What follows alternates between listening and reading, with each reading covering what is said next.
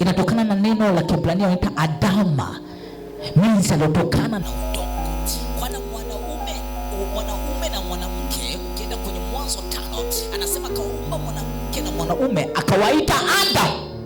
Bwana Adam ni jina la mwanamke na mwanaume, lakini Adam alivyoumbwa akamuita mke wake, sio Mungu ndiye alimuita, yeye akamuita Hawa, akiwa na maana mama wa mataifa. Na kweli mwanamke ndiye anafanyika kwa mama wa mataifa. Unaona nguvu ya kinywa ndani ya Adam, unaona nguvu ya maneno ndani ya Adam, unaiona ndani ya Mungu, lakini unaiona ndani ya Adam.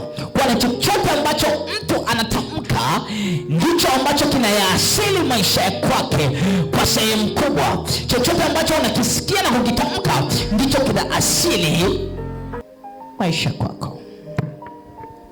Sijui umenielewa? Amen. Sijui umenielewa? Amen. Kwa ukiona mtu anatamka off, roho ya off iko ndani yake. Ukiona mtu anatamka tabu, roho ya tabu iko ndani yake.